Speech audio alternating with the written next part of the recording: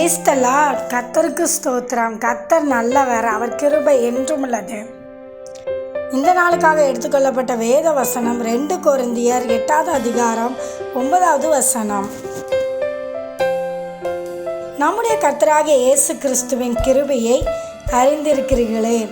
அவர் ஐஸ்வர்யம் உள்ளவராயிருந்தும் நீங்கள் அவருடைய தரித்திரத்தினாலே ஐஸ்வர்யவான்களாகும்படிக்கு உங்கள் நிமித்தம் தரித்திரரானாரே. ஆமென். இதை பார்த்து கொண்டிருக்கிற பிரியமான சகோதர சகோதரிகளே, இயேசு கிறிஸ்து ஐஸ்வர்யம் உள்ள தேவனுங்க. ஆனால் நமக்காகத்தான் இயேசு கிறிஸ்து சிலுவையில் தரித்திரரானார். எவ்வளவு அன்பு நம்ம மேலே வைத்திருக்கிறார் பார்த்தீங்களா. நம்ம தரித்திரப்பட்டு இருப்பது தேவனுடைய விருப்பம் இல்லை. நாம் ஐஸ்வர்யனாக செழிப்பாக இருக்கும்படி தான் தேவனுடைய விருப்பமாக இருக்குது.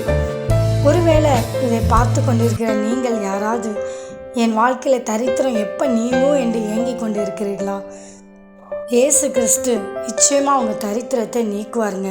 நீங்கள் இந்த வசனத்தை சொல்லுங்கள், ஏசப்பா எனக்காக தானே சிலுவையில் நீங்கள் தரித்திரரானீங்க, என்னுடைய தரித்திரத்தை நீக்குங்க ஏசப்பா.